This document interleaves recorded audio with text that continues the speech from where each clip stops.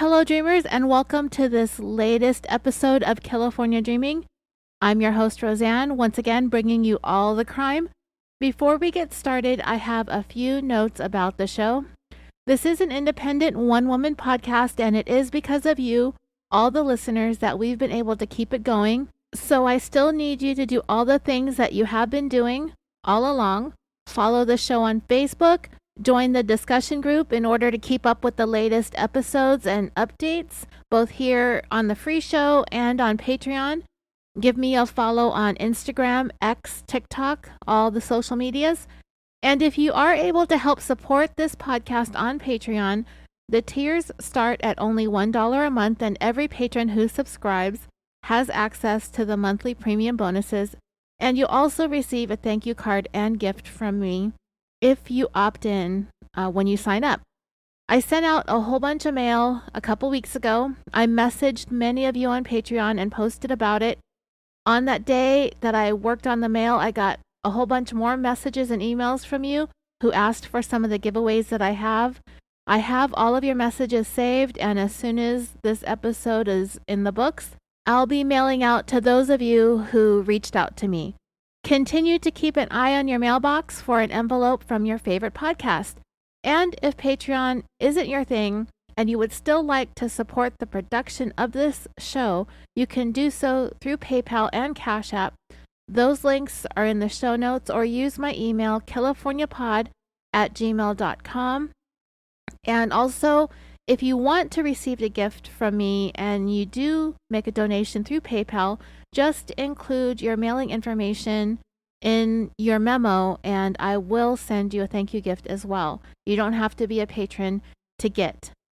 The one thing that I haven't done in a really long time are the shout outs to new patrons and supporters. In fact, when I looked at my notes a couple weeks ago when I was mailing out cards, the last time I thanked patrons was in episode 273, which was almost a year ago. So my apologies to all of you who did support or are continuing to support the show, and you did not get a thank you from me here on the free program. So I'm going to do a handful of thank yous every week until I'm caught up. Remember, this is going back a year, so if you joined recently, you probably won't hear your name until a couple weeks from now, but it will always be here at the top of the show.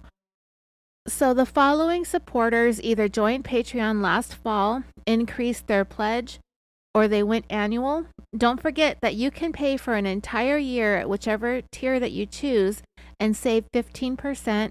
So for example, if you join at the $1 tier, instead of paying $12 for the entire year, it will only cost you $10.20.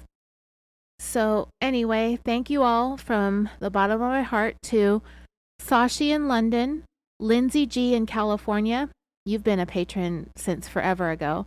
Diane S in Pennsylvania, Lindsay L, Nikki C, Ann B in Maine, Chris with a K in California, Marianne in Ohio, Alexandria in Washington, Melanie B, Sherry N, Lauren C in Texas, Alyssa L also in Texas, and Elizabeth A in the UK.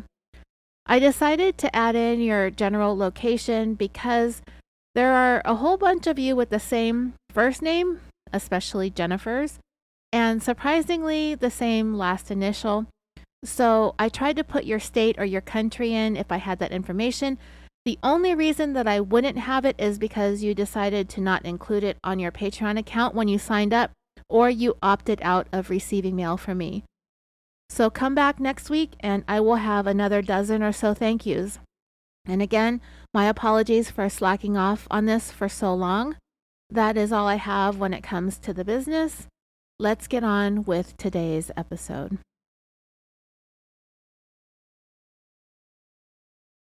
Okay, so this is another story from another state. I'm sorry, I just can't help myself.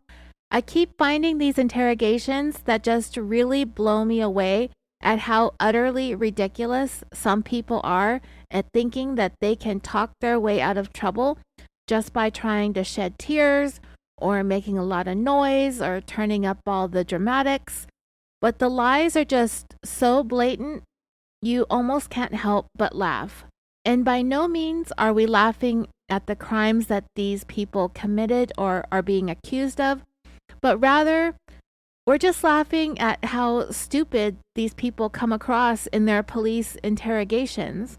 They almost always start off by telling lies or not being forthcoming, but once they step into their own BS, they try to run all this damage control by coming up with some bits and pieces of some half-truths, but it's like too late.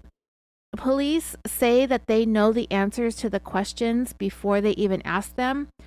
I don't know if that's always true. I think it depends on how much time passes between the crime and the interrogation, but also we have to take into consideration that police are allowed to lie to you when they talk to you in an interrogation room.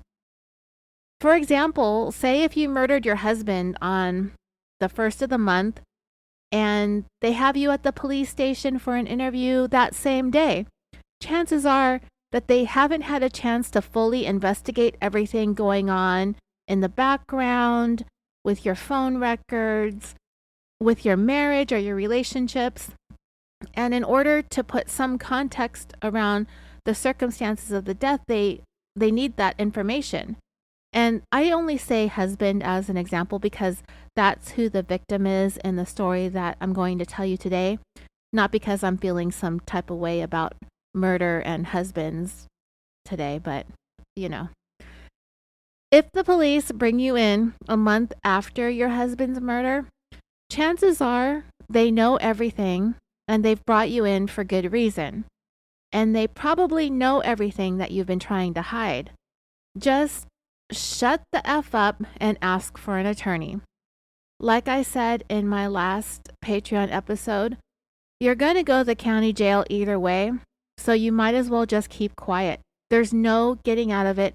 There's no going home tonight. If you're sitting in an interrogation room, you're not leaving, especially if somebody's talking murder and it's been a while.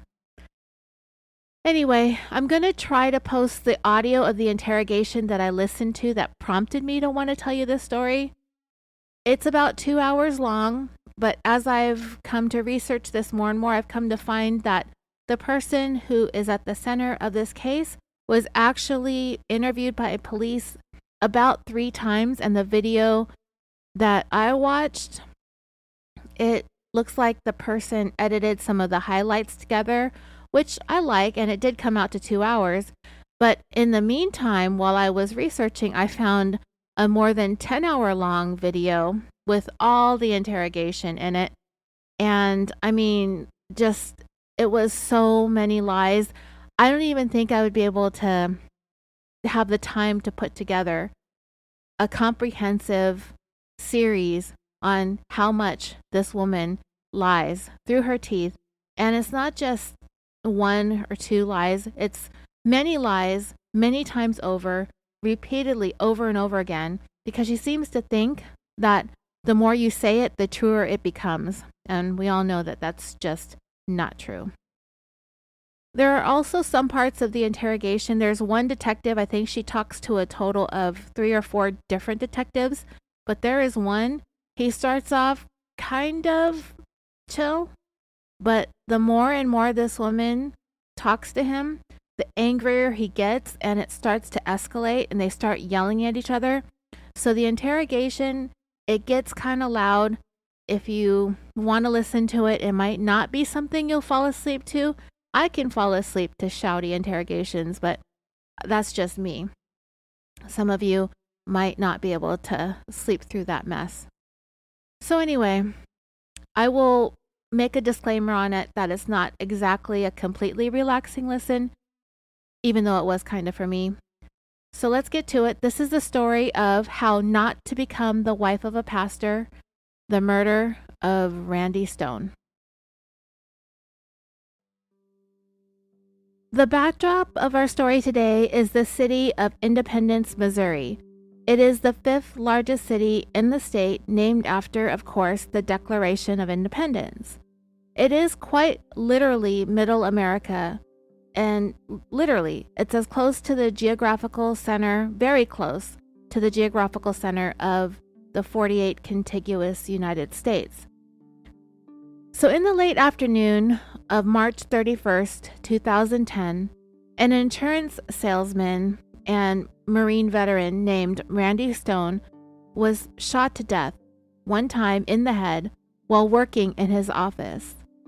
It would be his wife, Teresa, who had left a little bit earlier that afternoon to run some errands and to pick up their 16-year-old daughter, Miranda, from school, before returning to wrap up some loose ends with a couple of clients who had late appointments that day. However, when Teresa returned, she made the horrifying discovery of her husband laying on the ground with blood coming from his ear. The couple also shared an 18-year-old son named Michael, who had just gone off to Florida the previous fall for college. As soon as Michael got word that something had happened to his father, he booked a flight home to Missouri for the next morning. Randy's funeral would be held a week later on April 6, 2010, at the church that they had been attending for more than 30 years, New Hope Baptist Church. Randy was eulogized by the church's pastor, David Love. For Randy, the church was overflowing with mourners, as both Randy and his wife, Teresa, were well-known and well-liked members of the community. What nobody knew was that there were several detectives in attendance at his service as well. By the time Randy was laid to rest, investigators were convinced that whoever it was that shot and killed Randy would be amongst the funeral attendees. It was around 4:50 in the afternoon on March 31st that Randy's wife, Teresa, had returned to their insurance office after running her errands. She had actually had a pretty good accounting for her whereabouts that day, of course. In fact, her account of her activities that afternoon were almost too well documented, if you know what I mean. You'll hear all about it in her own words in her interrogation, if you care to listen when I upload that, hopefully. But I'll also tell you about it here in these episodes as well. Normally I do the interrogation first, but because it's so long, I'm going to go ahead and tell you the story, and then afterwards you can choose to listen to what I have for you, or you could choose not to. Sometimes these YouTube videos give me problems when I'm trying to convert them to an MP3, but so far, I've been lucky. I'm not great at this stuff, obviously. I think I'm having some audio issues with this episode, and I've been sitting here for about an hour and a half trying to figure it out. Nothing is working for me. My mouse is broken. My audio is crap. But I'm bound and determined to get this episode out. I don't know what to do to fix it, so I'm just going to do my best. But anyway, I'm going to do what I can with the interrogation. I love listening to them, and I'm getting word back from some of you that I'm not alone in that, so that makes me feel better. Anyway, around 4:50 p.m., Teresa was arriving back from her errands, picking up her daughter from school. She went to the chiropractor. She had a little bit of extra time to kill. Poor choice of words, but she decided to use that time to pop into the Dress Barn, which is a store that I have never really been in. I've seen it. I just don't like the name Dress Barn, and I don't wear dresses. And now that they don't even really have any brick and mortar stores anymore, they're all online, so you can't even go to a Dress Barn even if you wanted to. Anyway, this couple, Teresa and Randy, they owned this insurance business. They were independent, but they worked under Farmers Insurance, I believe it is. It was either State Farm or Farmers. I'm pretty sure it's Farmers. She'll say it in her interrogation.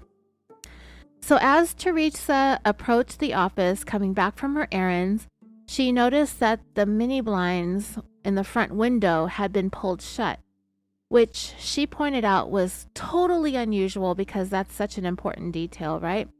Totally unusual that she pointed it out to the investigators because Randy usually kept the blinds open. She harped on this for way too long, and this has to do with getting into details that have actually nothing to do with the murder. Yeah, if someone's going to walk in and commit a crime in an office, they'll probably close the blinds just to make sure, and that might have been unusual, but she really went on for far too long about this. And you'll notice that pattern when it comes to the important details, like what was said in that conversation with so and so. She has very, very little to say. In fact, I think that when I do upload the audio interrogation, I'm going to go ahead and leave in her pauses because she takes a lot of time to think about what she's going to say. She's very measured, especially around the questions that if she were to answer them truthfully and honestly, the answers would probably implicate her.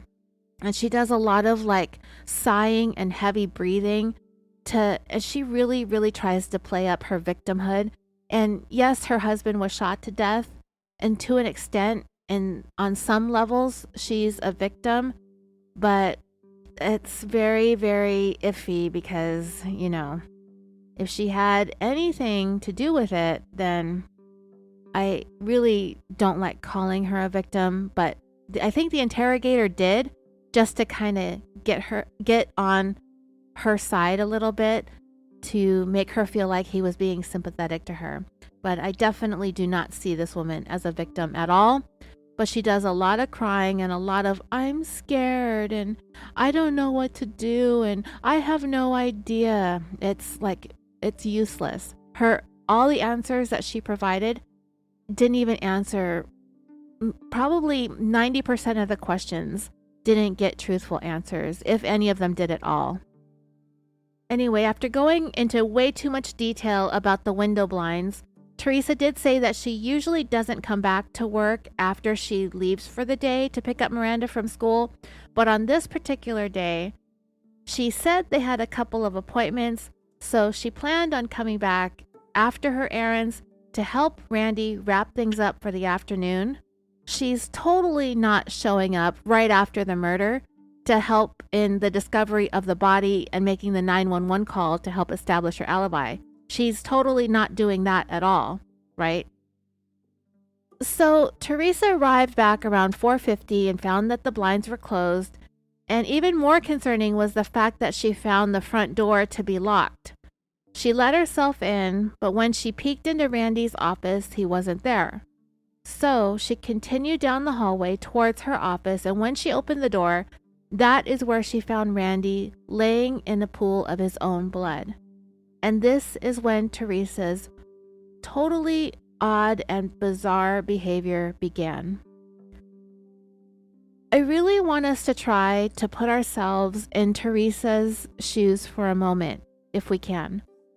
Most of us can only imagine what it would be like to walk in and find a loved one dead in a pool of blood. In my own personal story, I walked in and found my dad dead on the floor from a massive heart attack.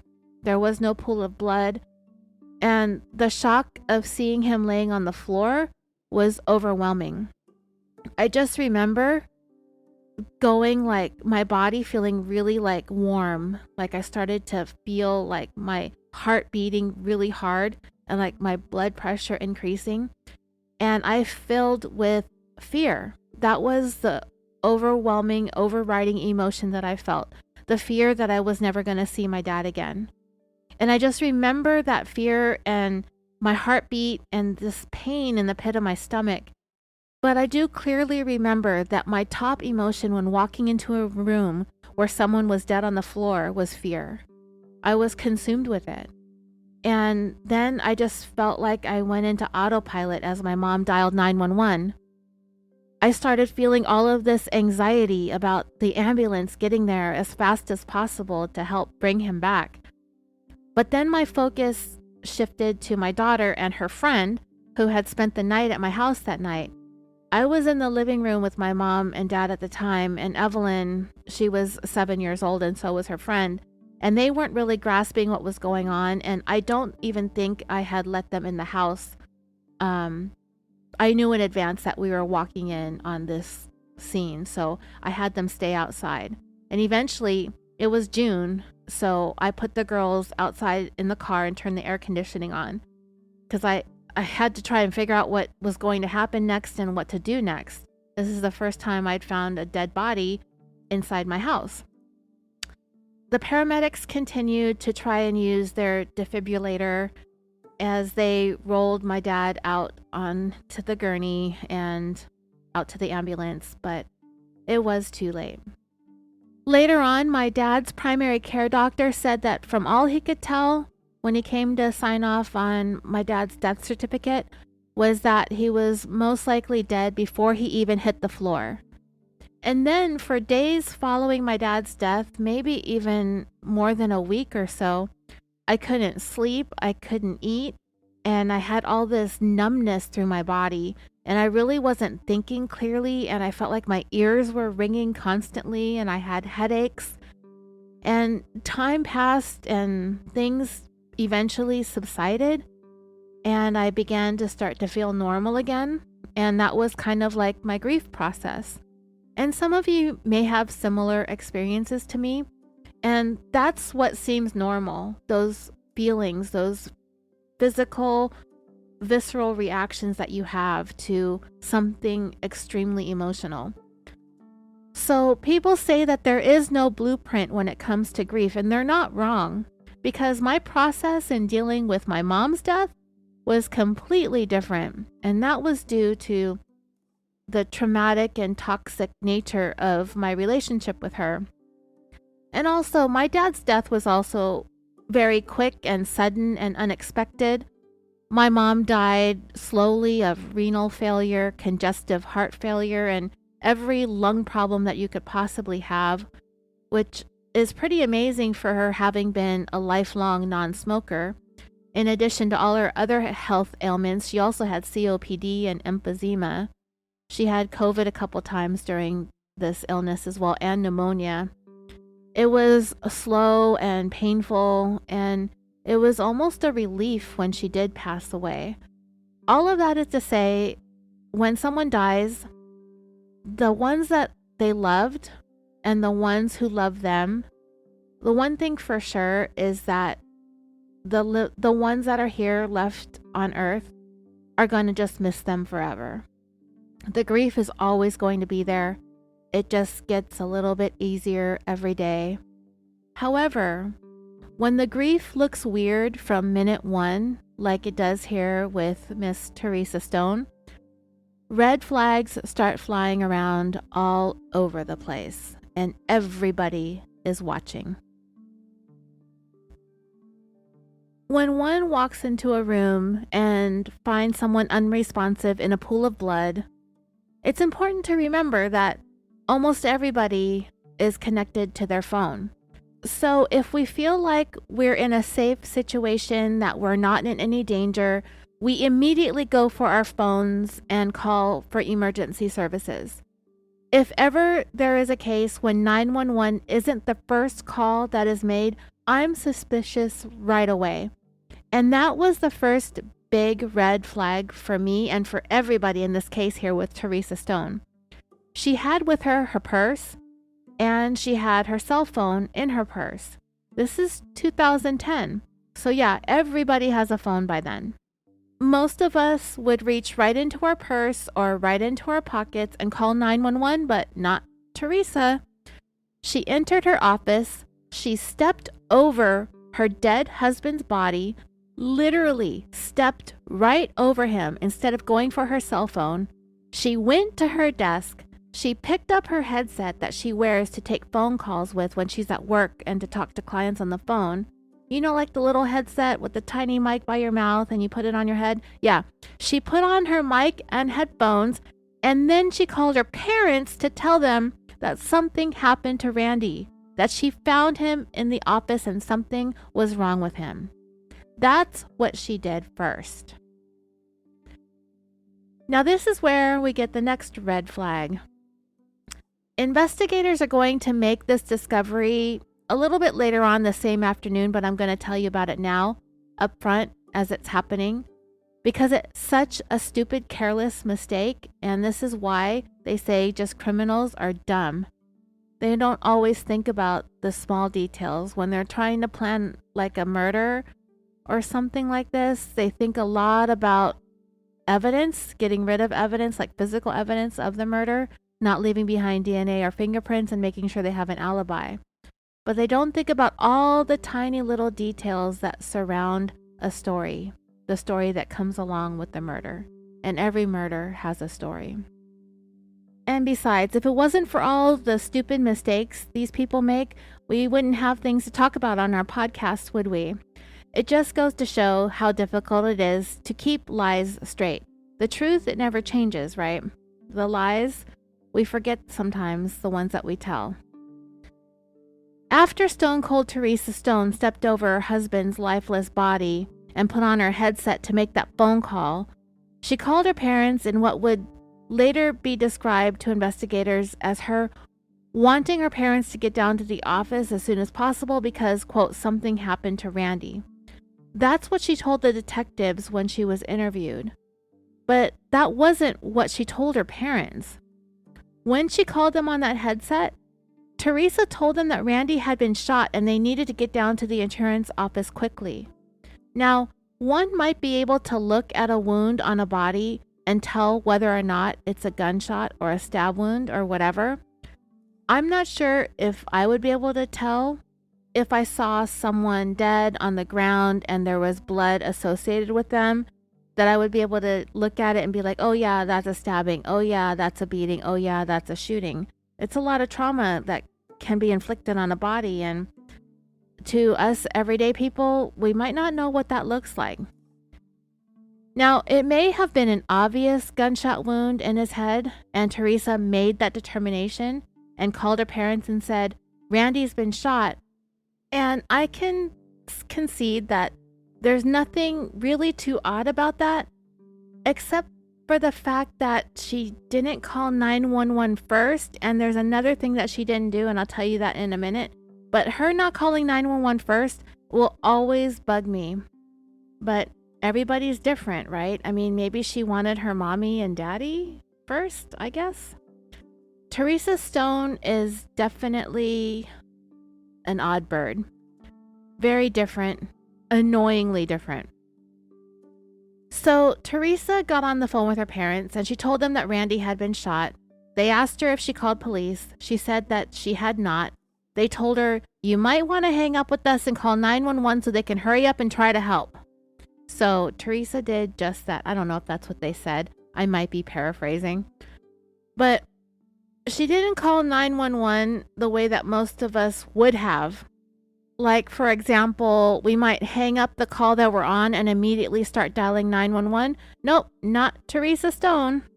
She apparently, evidently, I guess, suddenly came up to the realization that she had her cell phone with her and decided to call 911 from that phone instead of her landline work headset phone. And so why would she do something like that? Because she's so distraught from having just found her husband on the ground in a pool of blood? Or maybe because she wanted to conceal the fact that she made a phone call to her parents first before calling 911 because it clearly looks and feels suspicious that she didn't call for help first and then call her parents?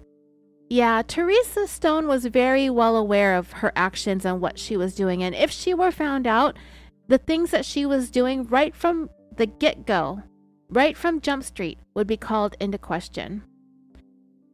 These people who choose murder are so focused on the cover-up and the alibi, they just don't take into consideration the fact that they will be investigated.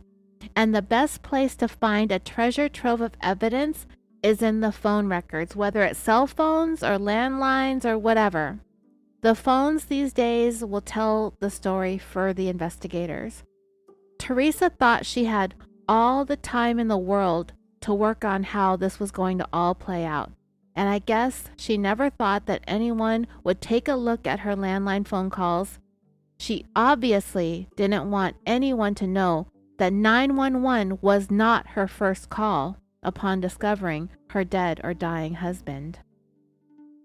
Oh, and guess what, dreamers? It gets better. Not only did Teresa not call 911 first, she did not call 911 until 9 minutes after she called her parents. 9 minutes. That is a really, really long time in an emergency. 9 minutes. That feels like waiting for him to die time, right? What in the holy heck was Stone Cold doing for 9 minutes in that insurance office with her husband's body, or dead and dying body? I don't know if he's dead, probably dead. If I had to hazard a guess, I would say, I don't know if she was waiting for him to die, but sometimes, like Diane Downs, how she drove kind of slow. She took the scenic route after shooting her kids to make sure that they were dead by the time she pulled up to the emergency room. But she couldn't wait any longer because she shot herself too and was probably really uncomfortable with it and needed to get there as fast as possible. And what do you know? She showed up before 2 of her kids had a chance to die. But anyway, if I had to guess what Teresa Stone was doing during those 9 minutes, I would say she's rehearsing what she's going to say when she did make her call, and probably fixing herself up to make sure she looks the part too. You're going to find that this woman is as narcissistic as they come as we go along here. But yeah, 9 minutes. I cannot for the life of me think of what to do in 9 minutes if I was standing there with a dead body. Imagine if I had us sit here with 9 minutes of dead silence playing in the middle of this episode, just to demonstrate what 9 minutes feels like. I'd probably make all of us mad, myself included, and I'd probably get a bunch of bad reviews and unnecessary hate email. But I mean, just imagine sitting there for 9 minutes. The anxiety alone would not make it physically possible for me to just sit there, unless I needed to rehearse my story to make sure I looked and sounded convincing. And then, when Teresa did finally call 911, guess what? She did not tell them that Randy had been shot. She told her parents he had been shot, but she sure the hell didn't tell 911, the people who actually needed to know that information, right? Teresa described Randy as having fallen or something like that, or being unresponsive. She never actually said that he was dead, which it was probably obvious that he was. She just said that she thought that he had fallen down, that something was wrong with him and he wasn't breathing. Yet she told Mom and Dad he had been shot. That will come back to bite her in the butt. The only other detail Teresa provided to 911 was that Randy had blood coming from his ear. Police arrived on the scene shortly thereafter, and from there, Teresa began her performance of her lifetime.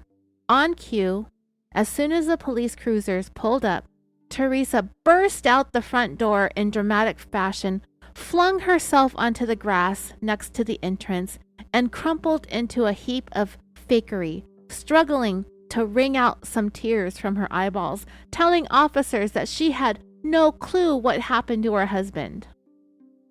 As it turned out, the first officer on the scene had been a lifelong friend of Teresa's. His name is also David, so I'm going to call him Officer David, and I'm going to call the pastor David, because his last name is Love, but the sound of that, for whatever reason, is really cringe and gross to me, even though it's legitimately his name. I just can't. So we have Officer David and Pastor David, though the pastor is going to have a much larger role in the story. There won't be too much confusion, even though there's going to be a third David. That David has a very insignificant part in this, but still I'm going to bring it up in a little bit. So Officer David, her lifelong friend of Teresa's and Randy's, is there on the grass outside the insurance office trying to comfort her and also trying to figure out what the heck was going on here. Like I said, Officer David knew Teresa, and he also knew the victim, her husband Randy. He knew how their relationship had evolved across time, as they all knew each other as children. Randy and Teresa were childhood friends. They lived on the same street growing up and attended New Hope Baptist Church. So when I said they'd been going there for more than 30 years, I wasn't kidding. When Randy graduated from high school in 1986, he joined the Marines, and for a period of time, he and Teresa had fallen out of touch. They had not had a romantic relationship, so it was just kind of like saying goodbye to high school friends and then moving on into adulthood. They probably didn't think too much about each other while he was away. But when Randy came home from the Marines from one tour of duty, if I'm not mistaken, Randy is a Desert Storm veteran. When he got back to Independence, Missouri, he did connect with Teresa, and the couple began seeing one another. A romance blossomed, and before long, the two were inseparable. Well, sort of. Because if they were together all the time, the things that would unfold in this story wouldn't have happened. Teresa described Randy as being the first person who made her feel worthy of being loved. He was a doting husband. By all accounts, Randy adored Teresa. So it was hard on the both of them when he had to go back for a second tour of duty. In very short order, Teresa and Randy started having kids. As I said earlier, their oldest son was Michael. He was born the day after Randy got back from being away for a year in the Middle East. 2 years later, they welcomed their daughter Miranda. It really seemed like the Stone family home was the epicenter for friends and family to get together all the time. I watched a TV show about this case on Investigation Discovery, and they showed pictures of what seemed like a really, really happy and full life that Teresa and Randy had together. They do look happy in their family photos. I believe Teresa said that Randy was in the Marines for a total of 6 years. So that would be from 86 to 92. In 1995, that is when the couple decided to open their own insurance business. Randy had been in the industry after he got out of the military, but at the same time, he also wanted to be his own boss. So he built his own insurance company from the ground up for his family, to be able to take care and provide for them in his own way on his own terms. Teresa, as always, was right by his side, working at the office with him. Anybody and everybody who knew the couple would say the two of them were rarely seen apart. It may have appeared that way on the surface, but you will come to find that for the better part of a decade to come, Teresa was going to find all kinds of time to be away from Randy in the worst ways. Anyone who thought Teresa and Randy's relationship was perfectly perfect was fooled. New Hope Baptist Church was an integral part of Randy and Teresa's lives. They'd been going to that church since they were kids. They got married there, and their children were also baptized there. Randy was very devout and devoted to the church as a deacon. He helped with the accounting. He taught Sunday school. He even drove the church bus to bring the kids in for Sunday school. Teresa was very active in the church as well. She always helped to coordinate the catering and the food for church functions, and she was one of the lead singers. As devoted as Randy was to the church, he was just as much, if not more so, devoted to his wife and family. He was known for being a very dedicated family man.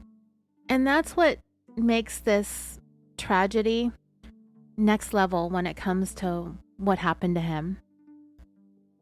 It is not unusual for crime to happen anywhere in the United States, even in Middle America's Independence, Missouri. But there was something that didn't feel quite right about this particular crime. It just didn't make any sense. Why would anyone want this well-liked member of the community dead? This is all about victimology. They needed to know what the motive was behind Randy's violent death. The man was literally executed. What did it all mean? One of the first things that was taken into consideration was the possibility that Randy took his own life. And that really wouldn't have been taken into that much consideration, but investigators in the beginning, they suspected that it could have been a possibility. And in an effort to cover up the shame or the stigma of having done something like that, they entertained the possibility that when Teresa discovered Randy's body, that perhaps she saw the gun laying next to him and decided to pick it up to conceal the suicide because of all the shame of it or the embarrassment or the stigma. It had to do with like maybe their religion or their faith, that if someone does something like that, that they won't be going to heaven. But when Teresa was asked about whether or not she saw a gun when she found Randy's body, she said that she had not. It wasn't a suicide. There was no weapon found next to Randy's body. And the way his body was positioned, suicide was quickly ruled out. They did, however, find a shell casing next to Randy's foot. When Teresa was asked by investigators about Randy's guns, and he had a collection that he was pretty proud of, she told investigators that he did have a gun that he carried with him, a tiny one that was really small. I don't know if she mentioned the caliber or not, she just called it an itty bitty tiny gun. But if I come back to the more information about the small gun and what caliber it is, I will let you know. Police did say that they found it, but that's not the gun that they're talking about. Teresa, when it came to other weapons, the weapon that the shell casing had come from, Teresa got very vague about it. The shell casing wasn't a match to the gun that she described and the one that investigators found. She said that Randy kept it in his office or in his briefcase, this small gun. The shell casing had come from a larger handgun. Now, Teresa told some different versions about this gun, starting from the onset of the investigation, the one that is now missing, the one that was used to shoot Randy. But the windup is that the gun wasn't found. Teresa worked very hard at distancing herself from the gun or even her personal knowledge of it because, you see, Randy was shot with a gun that he owned. Teresa acted like she didn't know about it or thought that it was missing or that he had sold it. She had come up with a number of different stories. The fact is that Randy did own this gun. It was a Glock 45, and the shell casing was consistent with that type of handgun. And through investigation and finding shell casings that were known to have come from the gun, they were able to match it up that shell casing came from the same gun that Randy had owned. This gun was nowhere to be found, and Teresa provided little to no information about it. But the investigators would continue to try to press the issue of the gun throughout this investigation. It is an issue for the entire duration of the conversations. They're going to keep revisiting it. So, investigators considered for a moment that this crime could have been a robbery gone wrong, but when they found Randy, he was still in possession of his wallet, and on his desk was $151 that was left out in plain sight. So robbery was quickly written off as a motive for this killing. Investigators also took into consideration how it was that Randy was shot, which was in the right side of his head, in the temple. There was an entry wound, but there was no exit wound. In an interview that I watched with an assistant public defender on the case, she said something that I hadn't really heard before, but I don't know a whole lot about guns and where their bullets go and travel and all that stuff. But she said that because there wasn't an exit wound, that the bullet was lodged in Randy's head, that meant that Randy was standing in somewhat close proximity to the person who shot him. So this doesn't really mesh with this being some kind of random crime for a couple of reasons. We all know that Randy was a former Marine, and it isn't likely that somebody would have been able to get that close to him to shoot him in the manner that they did unless it was someone that Randy knew and trusted. He wasn't attacked. There wasn't really much sign of a struggle.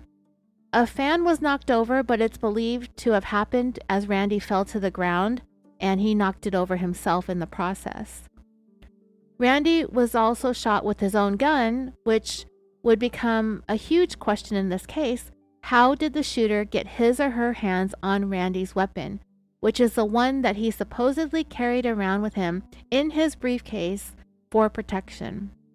Again, it plays into the notion that Randy was familiar with this killer, but it also is an indication that the killer knew about the gun and somehow got their hands on it in advance of the killing. And the only way that would have really happened is if somebody had advanced knowledge of the gun, they knew where it was at, they knew how to get to it, and they knew just the right time and just the right place to get to Randy as well. Everyone knew that Randy was a tough person. If it had been a random stranger that shot him, there would have been a fight. And there is a chance, unless the shooter really got the drop on him, it's just as likely that Randy could have been the one to turn the table on his attacker and defend himself. A stranger wouldn't have been able to get that close to Randy in order to shoot him in the temple the way that they did. A stranger would not have known that there was a gun on the premises. A gun that Randy carried just to thwart random attacks and acts of violence that might be carried out against him or his business. Then the shooter would have to have taken Randy down.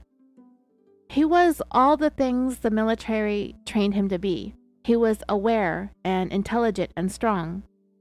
He had to have had a certain level of trust in the person who did this to him. There were two major pieces of physical evidence found at the scene of the murder. I mentioned one of them already, which was a .40 caliber shell casing. The other one was a torn up love note that was written to someone. It was anonymous both to whoever the note was written to and to whomever the note was from. I found an image of the note on Murderpedia. It cut off at the bottom. I'll read as much as I can to it. I did catch a glimpse of the bottom part of the note on the TV show that I watched, but it's a little bit difficult to make out. It's partial, it's torn, it's a little bit uneven when they lined it up to take the picture. So this love note found in the trash can in Teresa's office next to her desk in a wastebasket, right? It said, "Happy birthday, love. You're so precious to my heart. You possess the most tender spot in my heart. I care for you more than anyone on earth, and I desire to be with you every moment of every day. Your birthday is my favorite day. I remember 9 years ago telling you I had something for you in my office. It was me. I wanted to give you me. That kiss you took and then you gave me one back. I felt like it was my birthday. Now your birthday has become sort of an anniversary for me. I love this day so much. It's all about you, the most amazing woman in the world. I love you so much. I woke up way before my alarm and all I could think about was you having a super birthday.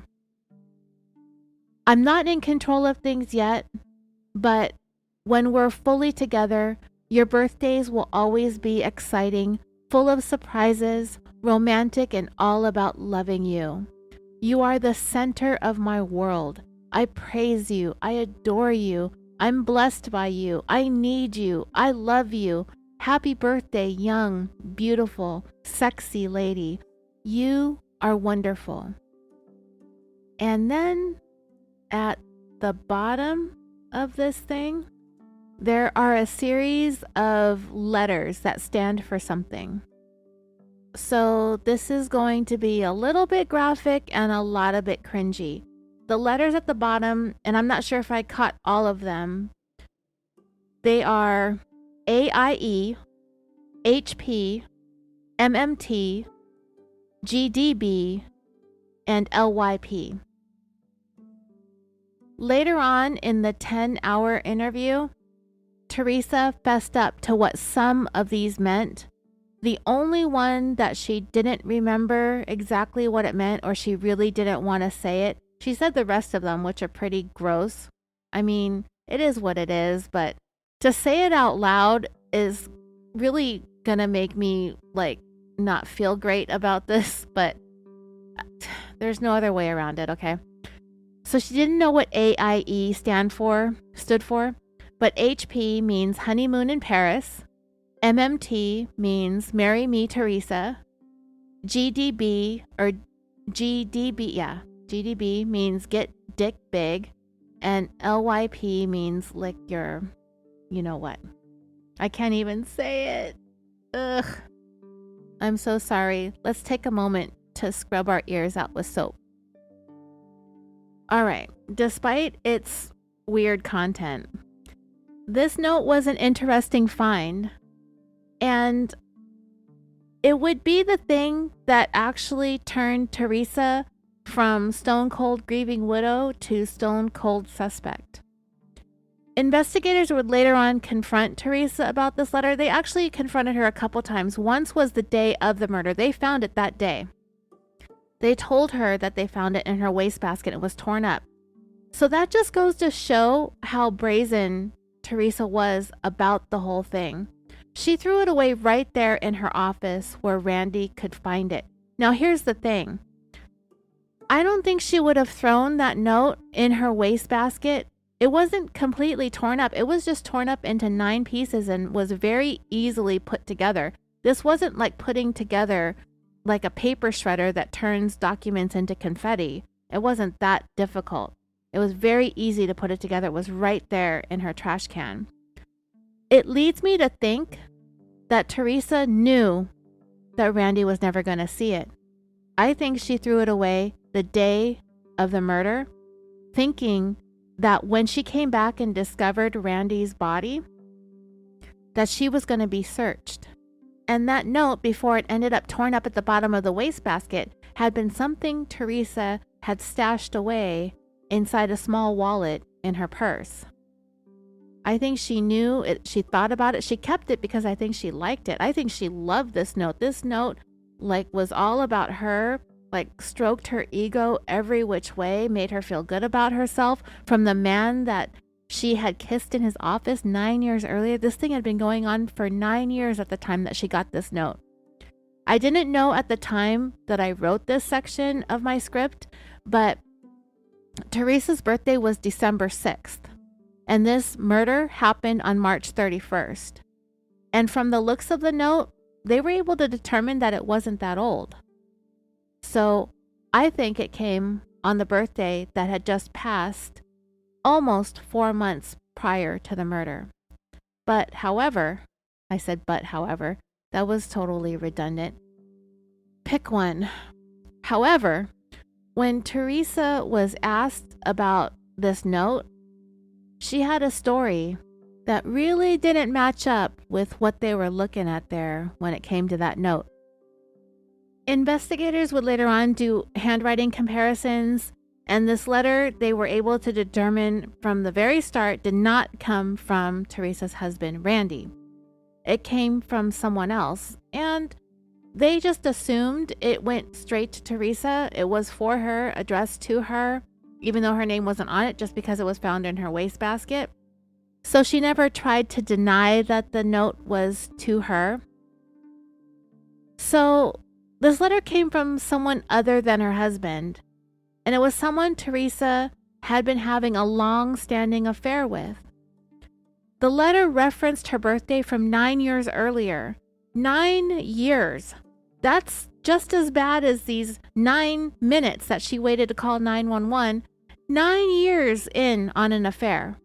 This note talked about a kiss that they shared in the office of the author of this letter, meaning by the time investigators found it, it had been nearly a decade on. You will hear Teresa getting confronted about this letter a couple of times, and every time they bring it up, as each interrogation progresses, it gets worse. And it was really a turning point for investigators. However, the first time that they asked her about it, she couldn't remember, or she had it completely, she spaced on this note that it was sitting there in her trash can. And what ended up happening is the detectives left the room.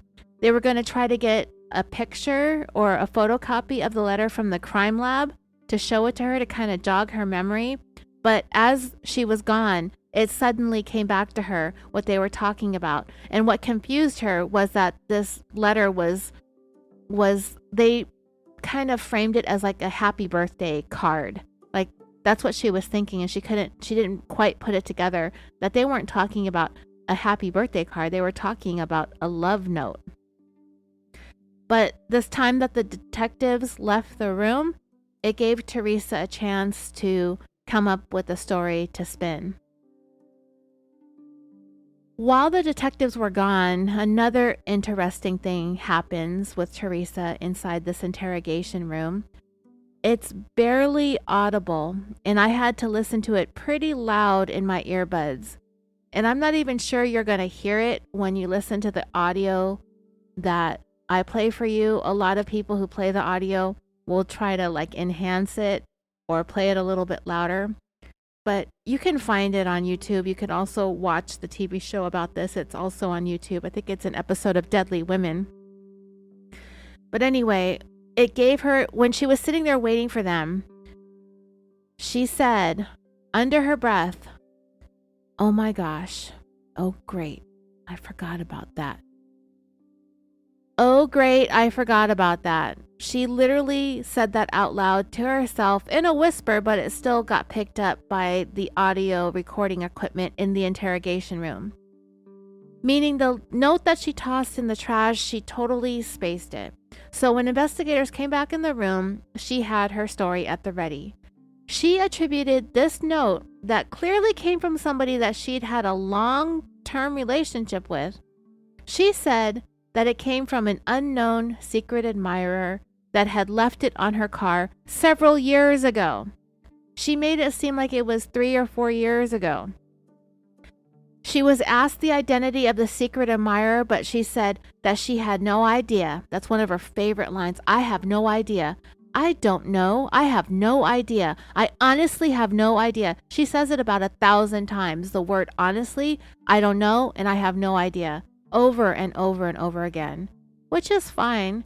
Her defense attorney will love the fact that she said, "I have no idea," to a lot of the questions. She should have said that to all of the questions, because everything else that she did answer was not true. You're going to hear her say the words, "To be honest, I'm being totally honest with you. Honestly," and there was another good one. What did she say? "I'm trying to be honest." That was one of the best ones. "I'm trying to be honest." She says it twice. And the detective's like, "You don't have to try to be honest. Just tell the truth," right? So dumb. Anyway, I read you the contents of the note. This clearly did not come from someone unknown to Teresa. This is not no dang secret admirer. How is it she could have shared a passionate birthday kiss with someone who was calling her the most wonderful woman on earth, and she doesn't even know who it is? In addition to that, Teresa said she received the letter several years earlier and that she forgot about it and kept it all this time. Yeah, so she wants us to believe that that note, which looks like it's in pretty good shape, has been in her wallet for 2 or 3 years. Now, I've written a little note to my ex-husband that he kept in his wallet for a very long time. And after a couple of years, it was tearing at the places that it was folded at. This note was in brand new condition. She had gotten it in December of 2009. And then when she decided that it was time for Randy to get dead, she remembered that she had it. She took it out of her wallet, tore it up, and threw it in the trash can, not really worried if Randy was going to find it or not, because he wasn't, because he was about to be dead that day. So yeah, she denies knowing who wrote the note. She distances herself from it by putting it as something that she received 2 to 3 years earlier, something that she just shoved into her wallet where she keeps all of her important cards. And she just recently ran across it while she was looking for her dental insurance card for her daughter Miranda, who needed that card because she was getting her wisdom teeth removed. So when she found it, she apparently didn't look at it again and just tore it up and tossed it into her trash can. They asked her what was in the note, and she said that she had no idea. At that point in the interrogation, they moved on from the note. This is still the same day of the murder, so they don't know very much about it yet. They just saw it, glanced at it, read it, looked at it. I don't think it's very much of a spoiler when I tell you that the person who wrote the note and the person who murdered Randy are actually one and the same. The note helped investigators form the beginnings of a motive for this killing, the motive that they'd been searching for on that first day of the investigation. As the crime scene had been cordoned off, people from the church and from the community began to gather outside the Stones' insurance office. And among the crowd was also the pastor of their church and their spiritual advisor and counselor, Pastor David Love. That day he had been in Kansas City visiting one of the other congregation members who had been in the hospital with some undisclosed illnesses. Pastor David got word of the shooting and immediately headed to the scene. You see, Randy and Pastor David had become really close. In fact, most articles, TV shows, and podcasts about this story refer to Randy and Pastor David as best friends. Upon Pastor David's arrival, he immediately began praying and helping those who were upset or distraught or in need of some spiritual comfort. He gathered everyone together to pray for his friend Randy as Teresa stood close to him, leaning on him to shed her fakety-fake tears on his polo shirt. Randy's mom soon arrived at the scene, at which time Pastor David offered her support and condolences. And he hugged her as well, as she mourned the sudden and violent loss of her son. Also at the scene was Pastor David's wife, Kimberly. She was also a devoted member of New Hope and was very much an integral part of the church. She was also quite devoted to her husband, and the couple were best friends with Randy and Teresa. At some point in all of this commotion outside the crime scene, Teresa needed to use the restroom, but they couldn't let her inside the insurance office, so she decided to walk a little ways down to a business that had barely just closed but was still willing to let her in.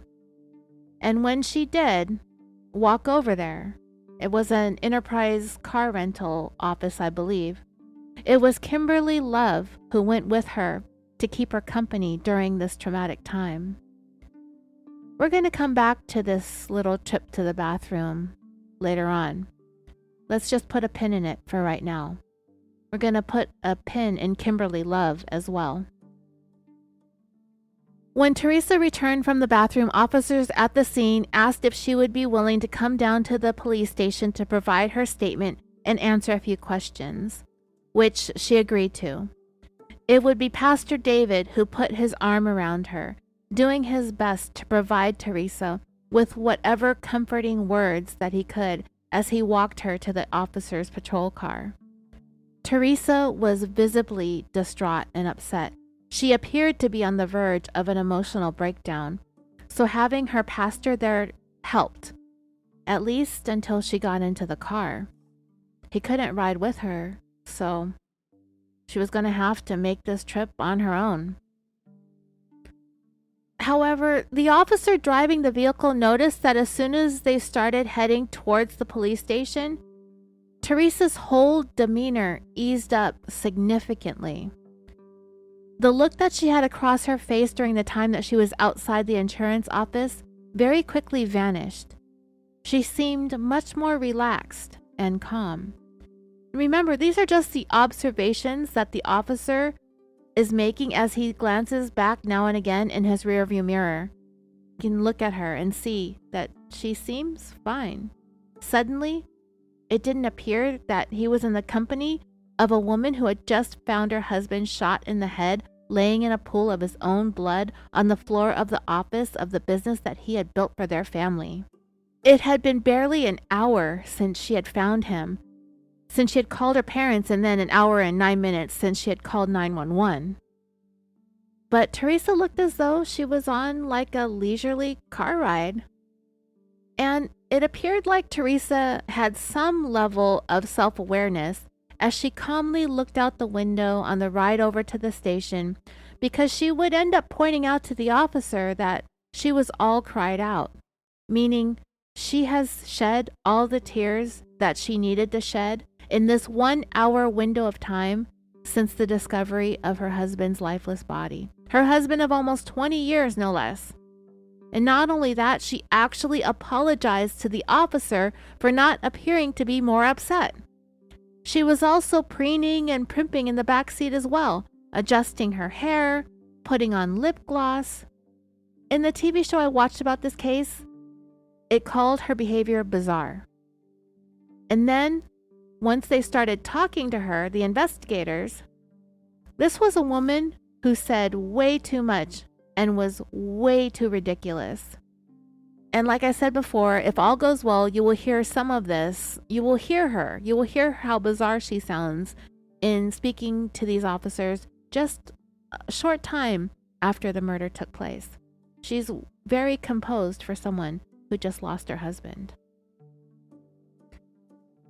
Because this wasn't a robbery, and because this appeared to be a crime committed by someone the victim was familiar with, and because of that anonymous love note found torn up in Teresa's wastebasket, investigators had a lot of questions that they had hoped Teresa would be able to answer. The first interrogation, it's going to be, some of that will be included in the audio that I have to upload for you. They showed some of it in the TV show that I watched, but they showed some clips. In the first one, you can see Teresa chewing on her fingernails. She's literally sitting there biting on her nails, and she's twisting and turning her hands left and right. And when she's done, whatever she pulled off of her nail or off of her finger, a piece of skin or dead nail, whatever she got off of herself, she ended up spitting it out like onto the ground. Like you could audibly hear her spit like she just hawked a loogie across the room. It was so overly like dramatic and, to me, over exaggerated the way she spit, that if were able to enhance the audio, I bet you could hear that fingernail ricochet off the interrogation wall. It was so weird. I've never seen anything like that. She's sitting there totally casual, leg crossed, just biting her nails like she's waiting in line for something, like at the bank. Her husband was just murdered. She found the body and just sitting there. And she has great posture too. She's sitting up straight. She has a roll of toilet paper next to her just in case she's able to produce some tears, right? She doesn't. She never shed a tear. She wipes her face, but her face is dry. I think there's even a time when she looks at her hands to see if there's any moisture. I can't remember if it's her or Alec Murdaugh. One of them, probably both of them.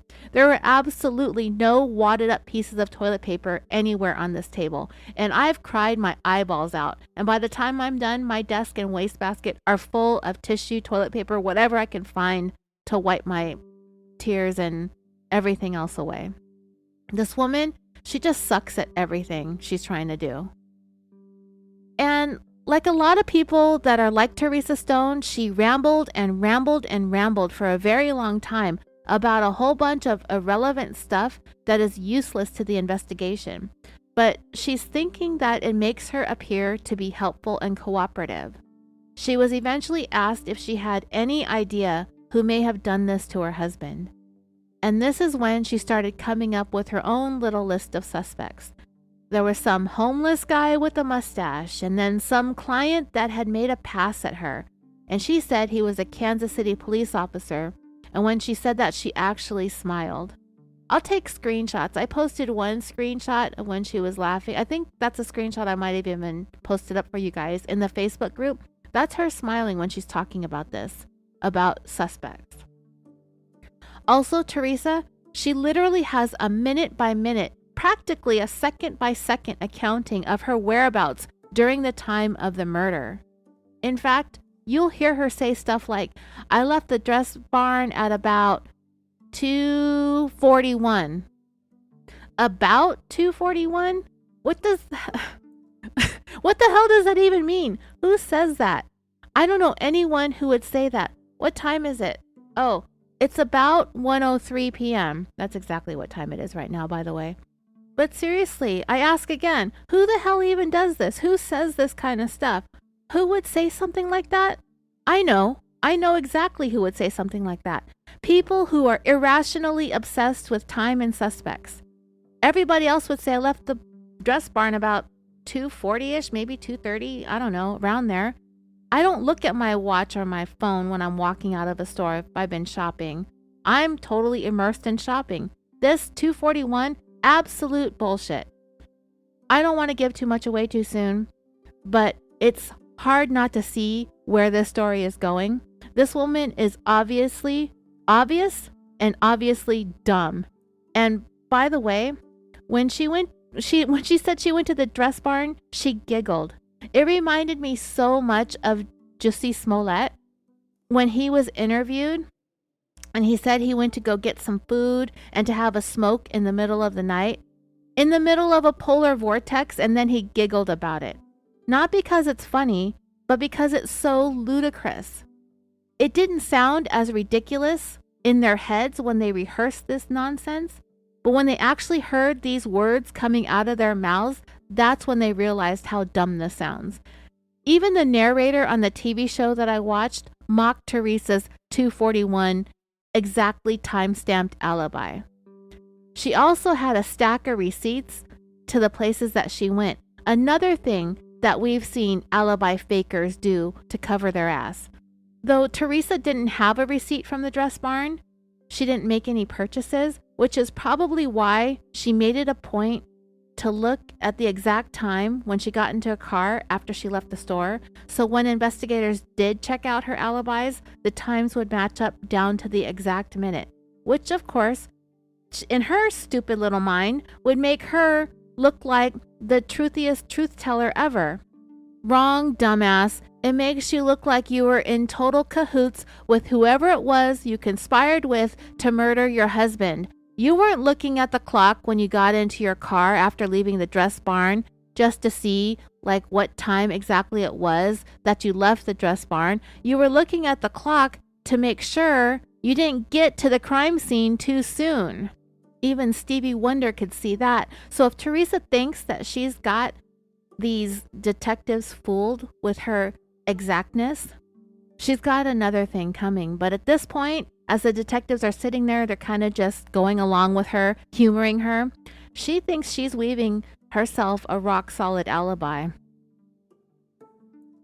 Getting back to the love letter again, or the love note, the detectives circle back to this a couple of times, so it might kind of sound a little bit repetitive. But Teresa was told initially that they found it torn up into 9 pieces. When you look at Teresa's face, you can kind of tell it's reflective of the thinking that she's trying to do so quickly. One is to remember what the hell it is that the detectives are talking about. And 2 was that she needed to come up with that story really fast on the fly. She didn't have a response to the question at first, even though she looked like she was thinking super hard about what the note was all about. She completely forgot that she put that note in the wastebasket. So what ended up happening is, like I said, the detectives left the room to try to get her a photocopy of the note so she could try to explain. But that only gave her a chance to come up with more falsehoods and fakery. Even though she was lucky to get that time to come up with some bullshit, it still sucked and made no sense. The whole story about the secret admirer was a complete fail because she forgot the details in the note about the 9 years earlier when they kissed in his office, and it's been something that he's celebrated as an anniversary ever since. At the time they had said that they were going to get her a photocopy of the note, they actually weren't able to get that right away. So they were able to just kind of move on from the note for the time being. But later on, she's going to be told that nothing she says makes any kind of sense. And the story she came up with is basically just as dumb as Jussie Smollett's "I was attacked by 2 white MAGA hat-wearing bodybuilders." Yeah. Dumb, dumb, dumb. And it's that part of the video, that part that I really had to listen to hear her say, "Oh my gosh, oh great, I forgot about that." Yeah, you did forget about that. It's very hard to keep your lies in order. These people are never going to realize that police are going to check, double check, and triple check every single thing you say. Teresa is reacting like this because she knows who that love letter is from. That relationship dates back at least 9 years, and all of this adds up to a years-long extramarital affair. And when someone is in a love triangle and one of those someones ends up dead, it more often than not ends up being the motive for their murder. which is what these investigators are looking for. When Teresa said, "I forgot about that," the TV show that I watched about this, the narrator mocked her again and said she also forgot about the fact that she was in a police station, that she forgot she was being audio recorded, she forgot she was being video recorded, and she forgot she was being observed through a two-way mirror. It doesn't get any dumber than that. As soon as the detective sat back down, Teresa's memories all of a sudden came back, and she had that story about the secret admirer. This is exactly what she said. "Yeah, I remember, and I've had it for a very long time because I kind of had a secret admirer. It feels like all the men all over Independence, Missouri are apparently enamored with Stone Cold Teresa here, I guess. I don't know what the allure is about her, and when you go to the comments in some of her YouTube videos, you will see people be like, 'Throw away your life for this?' And I kind of get it, but at the same time, you know what? Love is blind and dumb and everything in between. So, and I'm no different. I do dumb stuff too. But anyway, men in Independence, Missouri seem to be falling all over themselves for Teresa, her dead husband included, apparently. By all accounts, according to his mom, he loved her, which, like I said, makes the story that much more sad when it comes to the betrayal. But as Teresa was saying, she's, quote, "I had kind of a secret admirer. It was left on my car door. That's been several years ago." That whole line reminds me of Stephanie Lazarus. "That's been a million years ago." Remember all that nonsense? Teresa continued, "And I just found it the other day.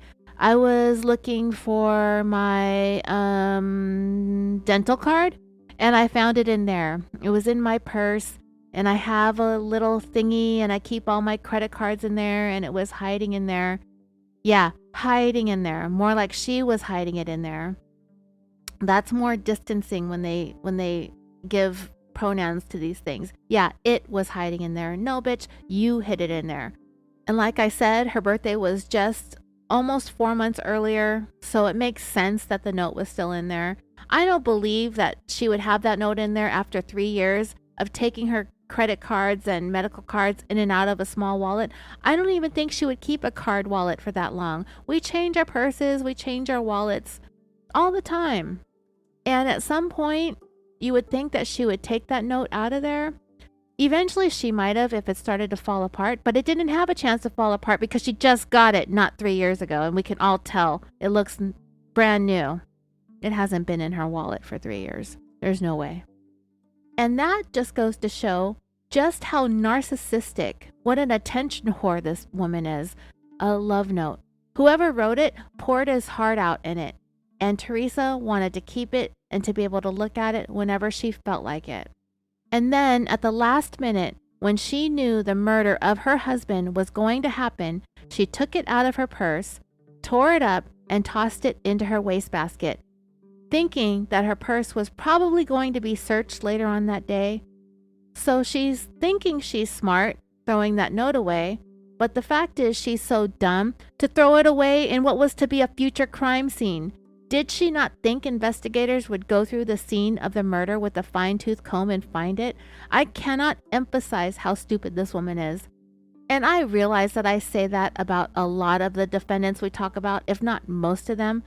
But I guess they wouldn't show up on a podcast if they were smart about their life choices. So thank you, Teresa, for being a dum-dum. The detective asked who the secret admirer was, but Teresa said that she didn't know and that she never got another note from him. Like I said, she kissed this guy 9 years ago in his office on her birthday. And her birthday has been a special day for him ever since, which means every year on her birthday, he says something or does something to commemorate that day. It would be nice if I could talk. And this note was the most recent one. Investigators quickly understood that the story did not make any sense and that she was hiding something from them, that she's lying to them, and police do not like being lied to. All this does is trigger the investigators to keep digging and digging until they get to the truth. Eventually, this interview will come to an end, and they go ahead and let her go home for the time being. This very first confrontation of the love note happened just a couple hours after the murder. They show a clip on the TV show that I watched of Teresa leaving the room. She takes the water bottle that looks like she barely touched it and the toilet paper that she never used to wipe her non-existent tears. The day after Randy's murder, Teresa was at home with family and friends and loved ones as they stopped in to visit. Some of them brought her flowers, some brought food, but everyone came to comfort Teresa, to talk to her, to keep her company while she processed her grief. One of the visitors was the area manager of the insurance company that they contracted for, a gentleman named Robert Davis. He was also interviewed on the TV show that I watched. He described crying with Teresa and hugging her and just going through all this grief and emotion with her in the moment. But after a couple of minutes, she asked him if he could step outside with her for a minute so they could talk in private. As soon as the door shut behind them, all the tears, if there were any, had dried up, and Teresa was ready to talk shop. And in this case, shop means life insurance. And you know that there was some insurance involved in this case, right? After all, these are insurance salespeople. Of course, they have themselves covered. Teresa is gonna play dumb with, I don't know how much the insurance was. I don't know how much Randy's life insurance was. He's the one that took care of all of that stuff. What a bunch of BS. If I ever heard it. There is no way that this woman didn't know how much life insurance she had on her husband. She knew the exact amount. She knew exactly how much it was. And, you know, she's sitting here at her house. Her dead husband's body isn't even cold yet. The usual time murder suspects want to cash in on their dead person's life insurance, right? That's normal if you're murdery. That's the first phone call you make after 911 is to the insurance company, isn't it? So she asked Robert Davis if they could take a look at her dead husband's life insurance policies. And he was like, okay, I guess. And he followed her into a room where she had a desk. And on this desk, Teresa already had all of dead Randy's paperwork sorted out on it. At that point, though, this guy's first thought was, he hasn't even been dead for a day. This really isn't the time to talk about life insurance. Most people wait at least until they get the death certificate, which really doesn't take that long these days, maybe a couple of weeks. But Randy is going to have his death classified as a homicide, and Teresa is going to have to be officially cleared by police in order to even begin thinking about cashing out. So, for the time being, Robert told Teresa that he would take a look through Randy's paperwork for her and get the processes started. What he didn't tell her is that he was having this feeling in the pit of his stomach, just like the rest of us, that something wasn't right. Specifically, something wasn't right about the way Teresa was acting. Her behavior was totally weird. Something was way off. This man felt it to his core. And you know what else? He wasn't the only one. Everyone thought this. Everybody. Nobody thought Teresa Stone's behavior was normal. But Teresa apparently thought she was pulling off an Oscar-worthy performance. Randy's mom could see that her daughter-in-law was putting on some kind of performance as people came and went from the house. She was there too the morning after the murder. She said Teresa appeared to cry on cue when someone showed up with flowers or food, and then suddenly the waterworks would be switched off. Then someone else would show up and Teresa would turn the waterworks back on, if there were any tears at all falling from her eyes. I don't think this woman shed a single tear for Randy. If she cried at all, it was because of her narcissism and bad acting. Because if I acted that bad, I'd cry too. Then, When Pastor David showed up, he and Teresa slipped away from the gathering of family and friends and talked privately in her bedroom for a while, in what was described as a private counseling session. I guess they could get away with it since he's her church pastor and whatever and blah, blah, blah. Yeah, right. From that point on, Teresa seemed fine. After she talked to Pastor David, after he did whatever magic he does for her, she was back to her normal self. The people slowly trickled out, and then by the next day, it was like Teresa was a brand new woman. She was out and about, running errands, shopping, going to the tanning salon. Her flippin' husband's laying on a slab in the morgue while she's laying on a tanning bed. What in the holy hell is happening here? Tanning less than 2 days after your beloved husband is murdered? Yeah, okay. She will talk about going tanning in the interview that we're going to listen to. She brought it up, and she said that both of them, both her and Randy, went tanning because they were fixing to head down to Florida to visit their son. Another insignificant detail that the police don't need to know about. They don't need to know about what you guys did, that you guys went to the tanning salon the couple of days or the morning before the murder, whatever. Yeah, she goes into all this grand detail that they're going to Florida. And I mean, this was March 31st, so there's probably going to be spring break and they're going down there during that time and they want to be tan. I mean, I guess that makes sense. But what is she tanning this soon after her husband is killed for? To make sure she looks like super bronzy at his funeral? Is that on the funeral to-do list? Order a casket, pick out what Randy's gonna wear, choose some floral arrangements, and book a tan within 48 hours of your dearly departed's death? Seems legit if your name's Stone Cold Teresa Stone. And if there's some small segment of the world that thinks it's normal to go tanning less than 2 days after becoming a widow, what I'm going to tell you next might finally have you questioning Teresa's behavior. After she was done with her tan session, she goes up to the receptionist at the desk and asked her if she would transfer Randy's tanning credits and rewards over to her account.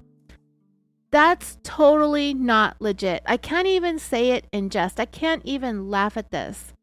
I told you, the narcissism is next level with this woman. Okay, well, earlier I told you that there were going to be 3 Davids in the story. This is when the next one came up. He's another pastor, so we can't call him Pastor David, but his name is David Trump, so we could call him Pastor Trump or Brother Trump, but I'm not liking that very much either. I don't know why. It just doesn't roll off the tongue very well. Brother Trump. So I'll call him David number 3. He pointed out how his interactions with Teresa were also weird in the wake of Randy's murder. Teresa had called him to tell him the news, and it wasn't the fact that she called him to tell him it was weird. It was her demeanor over the phone. So even on the phone, this woman cannot act normal. As if she were talking to him about casual, everyday, small kind of stuff, that's how she came across. She was like, hey, just want to let you know, like, Randy's dead. And David number 3 didn't know what to say other than what happened. And Teresa's like, oh, he was shot. And he's still kind of in a state of stunned silence when suddenly Teresa just flipped the subject over to, how's everybody doing? How are you? How's the wife and kids? Blah, blah, blah. Never mind that my husband was just shot to death, yada, yada, yada. And David number 3, of course, is still stuck on the awful news that his friend has been shot and has been killed. And as they talked, Teresa described the day of the murder to him and ran down her lies and alibis. And eventually, they hung up. And that phone call, like everybody else that interacted with Stone Cold in the days after the murder, he was left very uneasy, so much so that he went ahead and called up their mutual friend, David number 1, that would be Pastor David Love. They had known each other for many years, dating back to when they first became pastors. David number 3 asked Pastor David how he was coping with the loss of a member of his church who also happened to be one of his best friends. The answer Pastor David gave was that he was, quote, like a river glorious, which is a religious hymn. I'm not into religious music, so should we go over the lyrics? Yeah, let's go over the lyrics and see exactly what's going on in Pastor David's mind when it comes to the loss of his best friend and congregation member. The words to this hymn were written by Francis Havergal. I don't know if I'm saying that right. Havergal, Havergal, Havergal, in 1874, and the music was composed by John Mountain in 1876. The words are very Shakespearean-ish, so I'm going to try to say the words in a more contemporary form because I really don't feel like saying things like floweth over. So, like a river glorious in God's perfect peace, over all victorious in its bright increases. Perfect yet it flows fuller every day, perfect yet it grows deeper all the way. Stayed upon Jehovah, hearts are fully blessed, finding as he promised, perfect peace and rest. Hidden in the hollow of his blessed hand, never foe can follow, never traitor stand. Not a surge of worry, not a shade of care, not a blast of hurry touches in the spirit there. Every joy or trial falls from above, traced upon our dial by the Son of Love. We must trust him fully, all for us do. They who trust him wholly, find him wholly true. So, according to hymnology.com, Like a River Glorious was written November 3rd, 1874, in Leamington, Warwickshire, England, by Frances Havergal. She wrote it after having a particularly therapeutic and what she described as a rejuvenating vacation to Switzerland with a few friends. However, as the end of her vacation in Switzerland was winding down, Frances began to have a decline in her health. She suffered sickness, headaches, and a fever. When she got home, she found out that she had typhoid fever. Frances was given immediate medical attention, but nothing seemed to help get her better. And soon, a real fear had set in that she was hovering between life and death.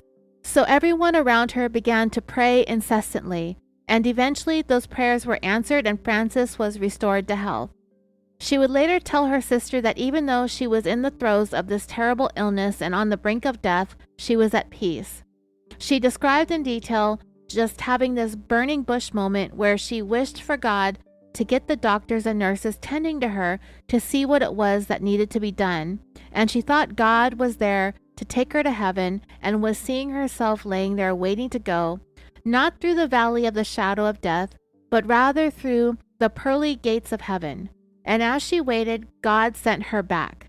She wanted to go, but she decided that she needed to follow God's will. So she was not disappointed to leave heaven's gates.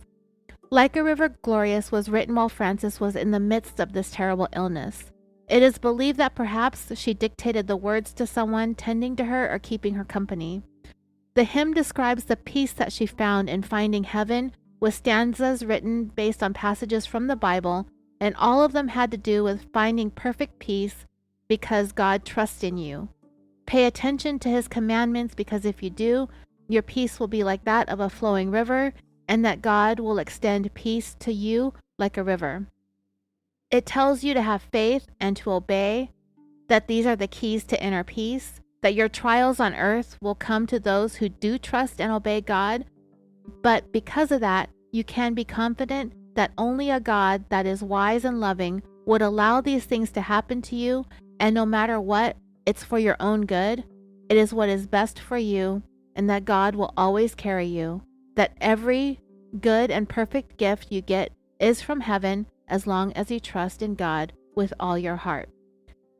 And this is all just a reminder for me as to why we shy away from all the biblical and theological talk, because in cases like this, these people who are involved or closely involved in something as serious as this, such as murder, it feels like they use their faith as this protective umbrella or a shield. I can't remember where I heard this said somewhere recently. I think it was about this story, but it could be about something else. But someone said something along the lines of these killers planning to carry out a murder with the idea in their mind that they're going to be forgiven by God anyway, that they're going to be going to heaven regardless. Never mind the pesky commandments, right? Like a River Glorious is the way Pastor David Love said that he felt in the aftermath of losing his longtime church member and best friend. At the end of the day, he's at peace with it. That's what he's saying. He's filled with peace and joy. That's what that song is all about. After Pastor David told David number 3 that he felt like a river glorious, this left number 3 feeling even more uneasy. And after that, Pastor David did the exact same thing that Teresa did and provided David number 3 with his whole entire alibi, a very detailed description of where he was and what he was doing on the day of the murder. That was way too detailed around irrelevant things, but still keeping it just vague enough to leave some wiggle and jiggle room in case he needed to adjust his time or his story to fit the frame that the investigators are going to eventually put together. But Pastor David, he was far away at a funeral. He didn't say where or how far away. And it was when he was on his way home that his wife Kimberly called him to tell him that he needed to go to the hospital to visit a former member of his church. But then Pastor David told David number 3 that he was under the impression that this former member had grown to dislike him and they really weren't friends. I'm sorry, I'm totally stumbling over my words. I'm getting close to the point where I have to take a break to go run an errand, so I'm kind of thinking about that at the same time that I'm trying to read this, so I'm so sorry. I'll be better when I get back from my errand. I just have a lot on my mind. Well, it's not actually a lot, but I think we just say that just to make excuses for stuttering and stammering. Anyway, it was when Pastor David was on his way home that his wife Kimberly called him and told him that he needed to go to the hospital to visit this former member of his church. But then Pastor David told David number 3 that he felt like this former member had grown to dislike him and that they really weren't friends, but he supposed he was mistaken, and this former church member did not have a problem with Pastor David, so he decided to go and swing by the hospital to visit him. So after that phone call, Pastor David said he stopped by for a fish sandwich, and when he arrived at the hospital, he needed to go wash his hands because they probably smelled fishy or were greasy or something like that from eating his fish sandwich. Because those are totally relevant details in this story, right? So as David is blowing all this hot air, Pastor David is blowing all this hot air about his whereabouts, activities, and movements the day of the murder, David number 3 immediately recognized this whole chronology, this whole list of things that Pastor David was telling him. It was all meant to establish his alibi. Those of you who are listening to this may have already picked up on the fact that Pastor David is a major player in this story. And if you haven't, the fact that he's formulated an alibi by now to spell out for his friends and his colleagues his whereabouts the day of the murder should make it pretty clear that there's something fishy going on. And I'm not talking about Pastor David's filet of fish Fridays with the side of fries, because he ordered his with the side of lies. So why is Pastor David so concerned with his alibi? More red flags began cropping up as the investigation into Randy's murder continued. These people really need to not only stop talking to police when being questioned, they need to shut the hell up in general. Don't talk to anyone. Investigators were made aware of this conversation that the Davids had and how heavily centered it was on Pastor David laying out his alibi. And because Teresa was doing the same exact thing to the same exact people, the detectives began to think that they smelled a little bit of that conspiracy going on here too, not just a fillet of fish. It didn't take long for investigators to discover the long-standing love affair that Teresa and Pastor David had been involved in. Yeah, he's the one. He's the one that wrote the note and all that jazz.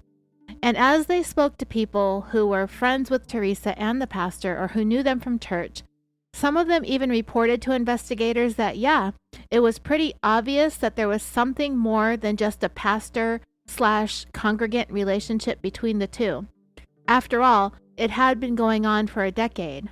That's one of the longest affairs that we've ever really discussed on this show. I think I was just talking about family annihilator Chris Watts recently. I don't remember if it was in passing on an episode or was somebody that I was talking to. Oh no, and then I posted about it on social media about the woman that he was having an affair with in our Facebook group, and how disappointing it was that she was only given immunity and a free pass much too soon, based solely on the fact that Watts had confessed within days of killing Shanann, Celeste, Bella, and unborn Nico back in August of 2018. His affair with his mistress, Nicole Kessinger, it had only been going on for a matter of weeks, maybe like 6 weeks, a month and a half or so.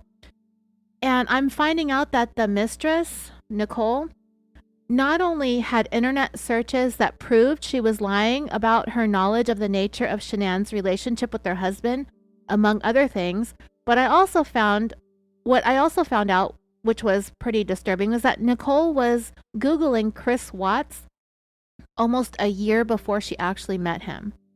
I don't know what the deal is with that, but my point is, Chris Watts was willing to wipe out his whole entire family just weeks after getting involved with Nicole, where in this story that we're talking about today, this love affair carried on for 10 years before someone in the love triangle ended up dead. That's quite a long time to wait.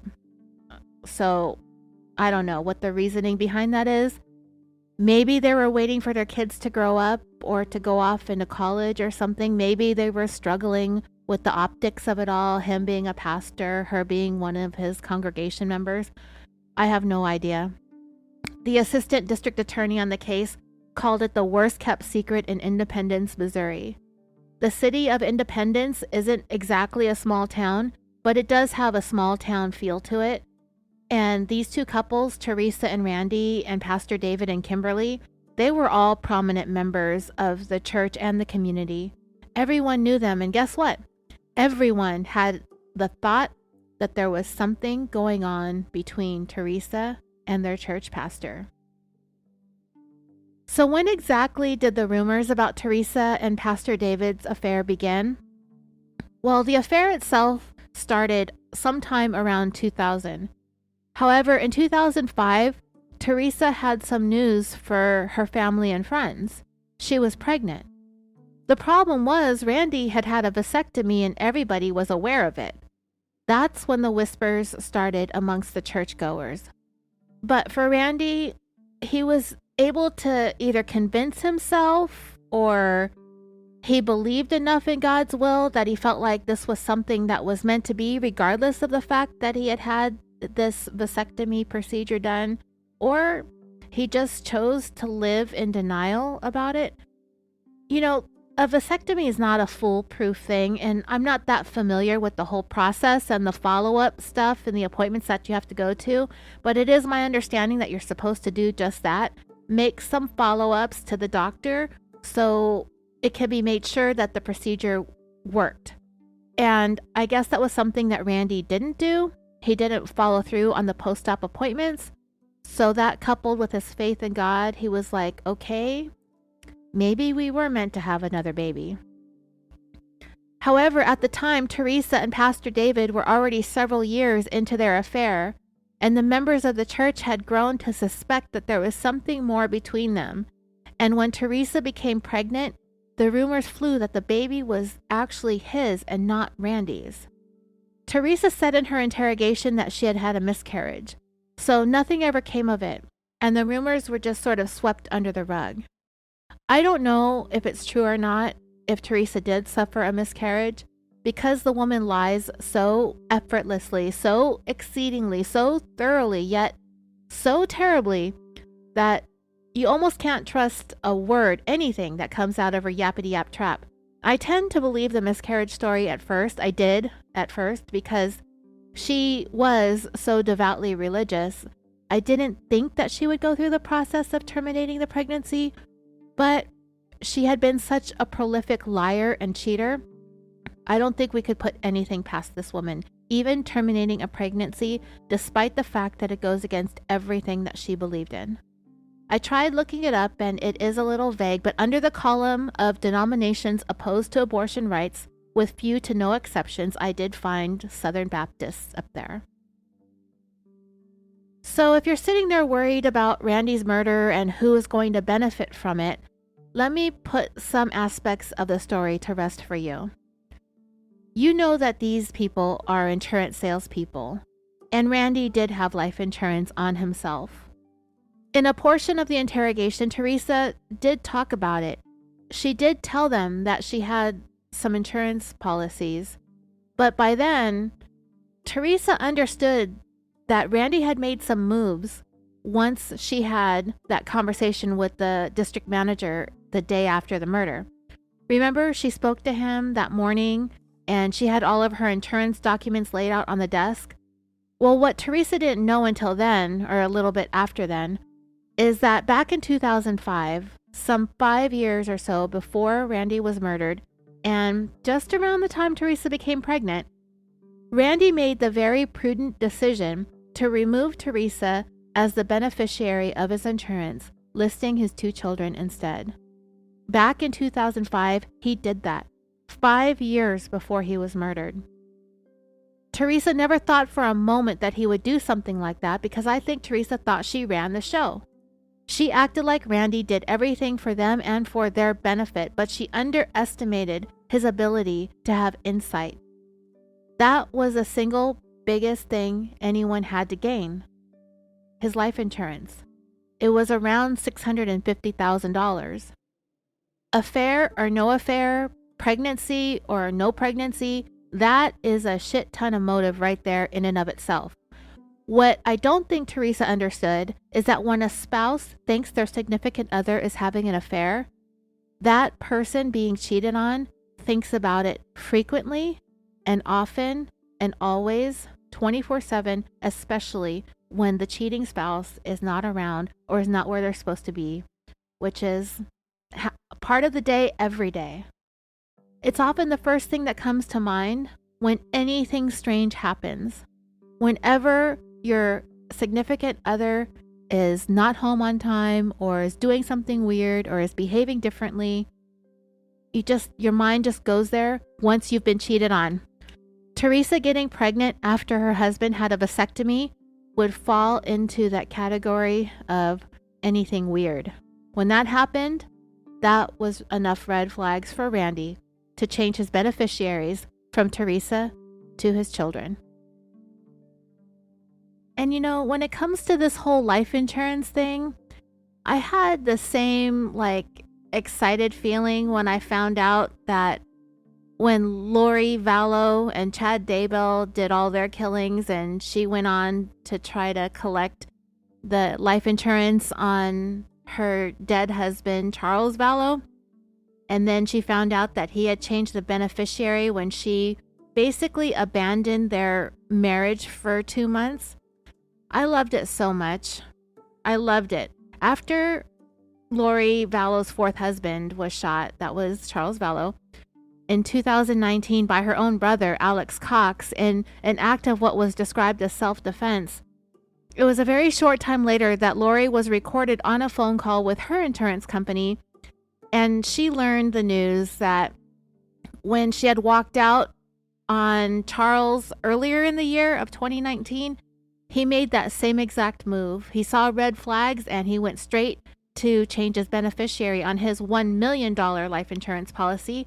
He changed it to the grandmother of his adopted son / great nephew / murder victim, JJ Vallow, with the intentions of if something happened to him, his sister would have that money to take care of all of JJ's needs.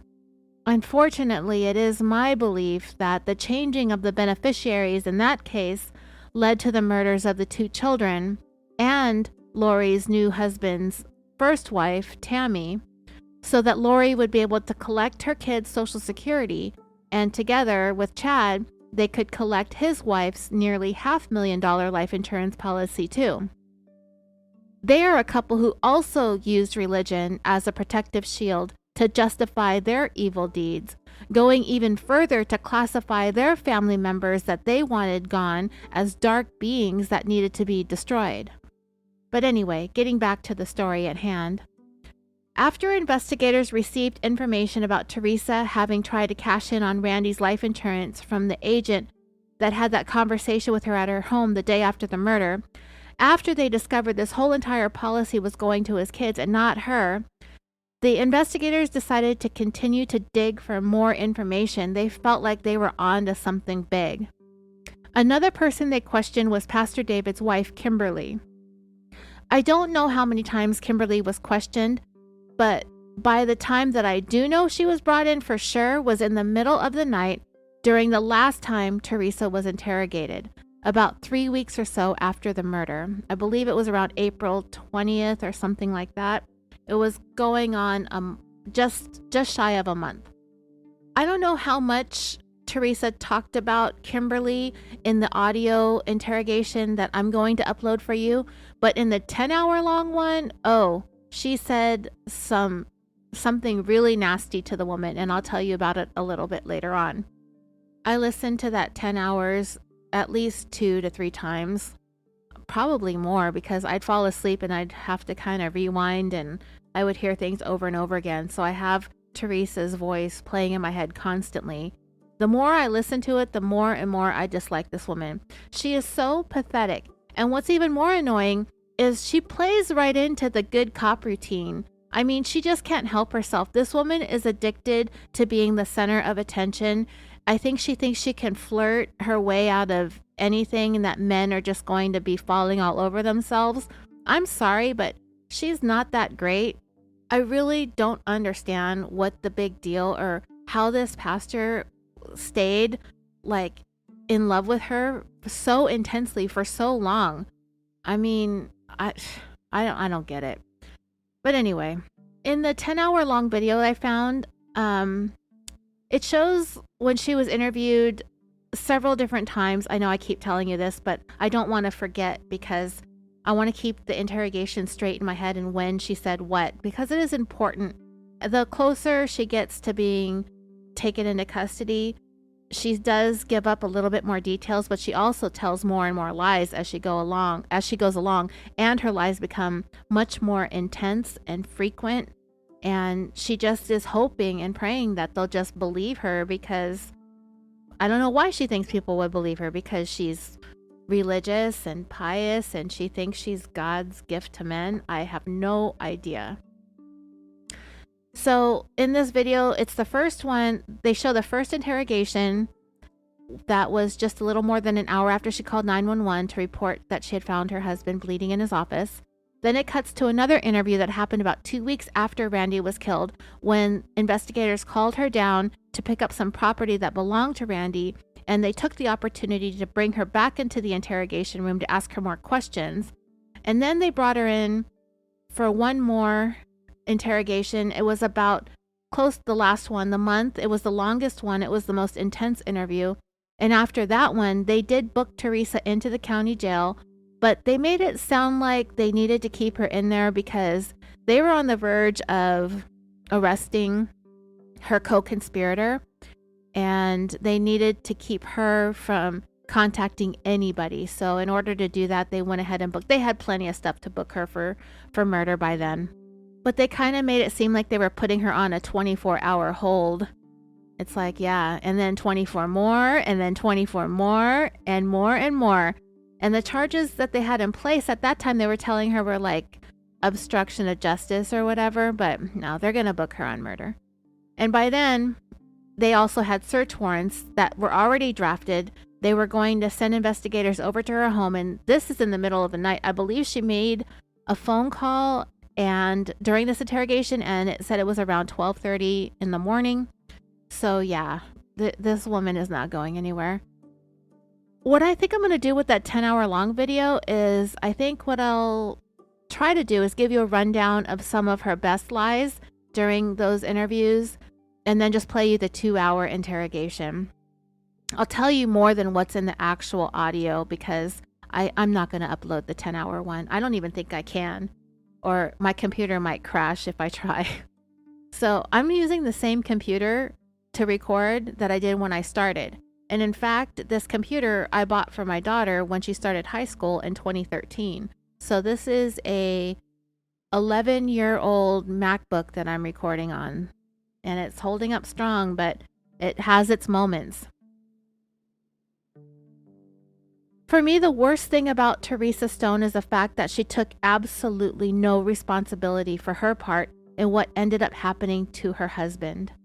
She spent hours upon hours upon hours deflecting blame, minimizing her role, lying to police, and over again victimizing herself. But the officers, the investigators, at least a couple of them, they pulled all of this information out of Teresa by continuing to treat her like a victim, a grieving widow who was doing her best to try and help them and to try and remember. Well, the fact is, they're getting her to spew more and more lies and then using the evidence that they already have to confront her on the spot as she tells these lies. And the only time Teresa ever does finally admit to some very small and minimal role that she played, it's always followed up with a but or a deflection of blame onto someone else who has a bigger role or a bigger responsibility in this crime. And this dum-dum falls for it every single time. She walks right into these officers' trap over and over and over again, to a point where the lies become so ridiculous, even the investigators, when they're lying to her and then she comes back with another lie, they can't believe the lies that they're hearing come out of her after they come back with her with the facts to refute what she's saying. Even they're exasperated, like, come on, like how I would be insulted, literally insulted. And I've been insulted, especially like when my ex-husband would lie to me. Just how stupid do you think I am? You're sitting here telling me this bullshit to my face. You must think I'm that dumb to sit here and you think I'm going to believe what you're saying. It's so much garbage, but at the same time, I love it so much. Okay, so dreamers, this episode is getting to be longer than I thought it was going to be. So I'm going to go ahead and start splitting this up into parts so I can upload this new content for you. We're going to pick up the story from where the investigators spoke to Pastor David's wife. I have listened to the 10-hour interrogation, like I said, several times over this last week. And every time I get more details, I think I fell asleep a couple times through the same interview with the wife, because when I got back to it, it was pretty good. And she has some dirt on Teresa to give to the police. So these episodes on Teresa Stone are going to be a little bit longer than I thought they were. I figured it was going to be 2 episodes, but most likely it's going to be 3. So that is basically all that I have for today. I want to thank you all so much for listening.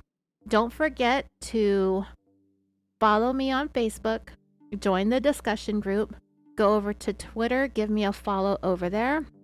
X. Instagram, I'm on Instagram more than I am on Twitter, but I'm on Facebook more than I am on Instagram. So, wherever your favorite social media is, you'll find me there, but I am more active on some than others. If you want to support the show, come on over to Patreon. I'm in the middle of a pretty good series over there. I'm going to get back to that. I'm debating whether to get to the next episode on Patreon or to dive right into the second part of this, because Teresa Stone she's a liar that just keeps on lying. And I love it. I love it so much, but not as much as I love my listeners. I'll see you next week. Well, hopefully next week, maybe in a week and a half or so. I don't have a schedule, but I'm going to try. I'm going to try to get these things out on Mondays or Tuesdays for you, so you have something to listen through the work week. I'm your host, Roseanne. Did I say that already? I probably did. And as always, until next time, sweet dreams.